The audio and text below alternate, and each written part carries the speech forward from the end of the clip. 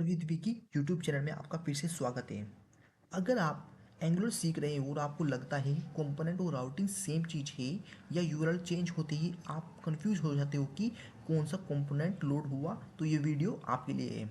इस वीडियो के बाद के एंगुलर का फ्लो क्रिस्टल क्लियर हो जाएगा कि कंपोनेंट क्या होता है, राउटिंग क्या होती है, तो वो सब आपको क्रिएट हो जाएगा। यहाँ पर मैंने बेसिकली कुछ कंपोनेंट बना के रख दिए हैं, जैसे कि हेडर, होम, लॉगिन। अगर आपने इससे प्रीवियस वीडियो नहीं देखी तो आप इस वीडियो को जाकर देख लीजिए मेरे यूट्यूब चैनल पर। वहाँ पर आपको ये वीडियो मिल जाएगी जिसमें मैंने ये एंगुलर कंपोनेंट क्रिएट किया कि हम कंपोनेंट को क्रिएट कैसे करते हैं।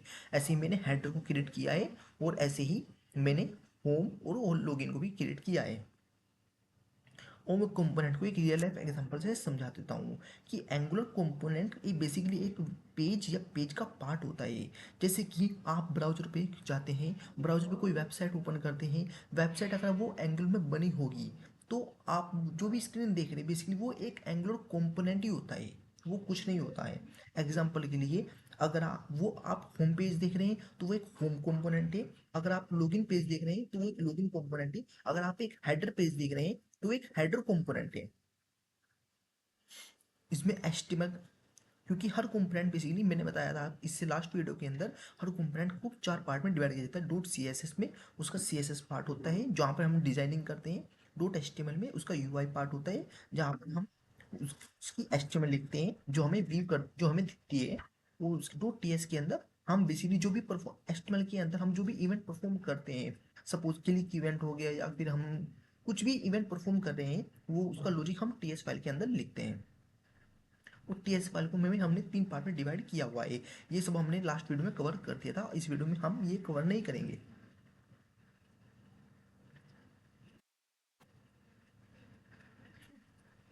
और सबसे इंपॉर्टेंट चीज़ है, एंगुलर एंगुलर जो ऐप है वो सिर्फ कंपोनेंट से बनती है, इसमें राउटिंग का कोई भी रोल नहीं होता है। अगर आप सोच रहे हैं कि मैं कंपोनेंट सिर्फ तभी बना सकता हूँ जब मैं राउटिंग परफॉर्म करूँगा, ऐसा कुछ नहीं है। आप कंपोनेंट बना दीजिए, राउटिंग आप नहीं बनाइए, इससे कोई फर्क नहीं पड़ता है। तो अब हम आते हैं राउटिंग के ऊपर कि राउटिंग क्या होती है। तो राउटिंग का काम कंपोनेंट बनाना नहीं है, राउटिंग का काम है डिसाइड करना कि कौन सा कंपोनेंट कब लोड होगा और कब नहीं। अब जैसे कि एक रियल लाइफ एग्जांपल देख लेते हैं कि जैसे कि आप स्ट्रीट या रोड पे चल रहे हैं, वहाँ पर आप लाइट देखते हैं red, blue, yellow. Red means क्या होता है कि आपको यहाँ पर स्टॉप होना है। ग्रीन का मतलब है कि आपको चलना है। येलो का मतलब, अगर येलो लाइट जलती है तो आप इसका मतलब हो जाता है कि आपको प्रिपेयर रहना है। ऐसे ही एंगुलर कंपोनेंट होता है। यहाँ पे एक राउटिंग होती है, जब आप देखते हैं कि स्लैश होम राउटिंग आ रही है तो आपको वो बताता है कि अब आपको होम कंपोनेंट को रेंडर करना है। अगर स्लैश लॉगिन राउटिंग आ रही है तो वो दिखाता है कि आपको लॉगिन कंपोनेंट को रेंडर करना है। अगर स्लैश हेडर आ रही है तो अब वो दिखाता है कि आपको हेडर कंपोनेंट को रेंडर करना है। इस तरीके से राउटिंग काम करती है। अब आपको यहाँ पर राउटिंग का कंसेप्ट भी क्लियर हो गया होगा, आई होप। एंगुलर में जब यूआरएल चेंज होता है तब एंगुलर राउटिंग से पूछता है कि इस यूआरएल पर कौन सा कंपोनेंट शो करना है और कौन सा कंपोनेंट शो नहीं करना है। यूआरएल चेंज राउटर चेक करता है app routing dot module dot TS file के अंदर, और जो जितनी भी राउटिंग होती है, आप जो भी कंपोनेंट की राउटिंग डिफाइन करते हैं वो सब आप इस फाइल के अंदर डिफाइन करते हैं कि हमें कौन सा राउट पे कौन सा कंपोनेंट रेंडर करना है। यहाँ पर हम राउट का नाम लिखते हैं कि पाथ के अंदर हम राउट का नाम लिखते हैं और कंपोनेंट में हम लिखते हैं कि कौन सा कंपोनेंट है वो जो हमें शो करना है। ठीक है। तो अभी इसमें मैंने एक टर्म बताई थी आपको, राउटर आउटलेट, जो कि मैंने लास्ट वीडियो में बताई थी। वो हम लिखते हैं app dot component dot H T M L के अंदर। राउटर आउटलेट सेम, मैं राउटर आउटलेट को भी उसी एग्जांपल से समझाता हूँ, स्ट्रीट लाइट के एग्जांपल से। जैसे कि रेड लाइट पे आपको स्टॉप होना है, ग्रीन लाइट पे मैंने वो सब बताया था, येलो लाइट पे बताया था कि क्या होता है। अब जो राउटर आउटलेट है वो एक प्लेटफॉर्म प्रोवाइड करता है। आप आप कोई रेड लाइट दिखी रोड पर, आप रुक गए। आप अपने व्हीकल, जो भी आपका व्हीकल था, बाइक थी या कार थी, जो भी बस आपका व्हीकल था, सोन, आप रुक गए। लेकिन आप रुके कहाँ पर? रोड के ऊपर।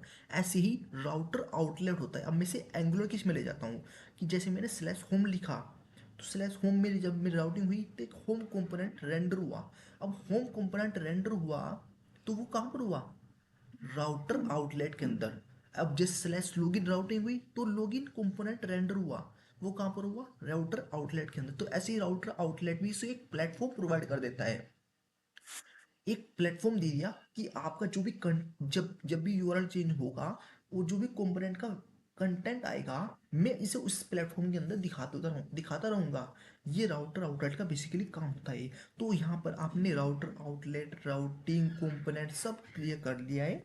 और अब हम जानते हैं कि राउटर आउटलेट बेसिकली करता क्या है, कि आप राउटर आउटलेट को समझ ऐसे समझ लीजिए कि ये एक एम्प्टी बॉक्स होता है, जहाँ राउटिंग के थ्रू जो कंपोनेंट आता है वही रेंडर होगा। एग्जाम्पल के लिए TV screen, channel change, content change, TV screen, TV same रहेगी आपकी।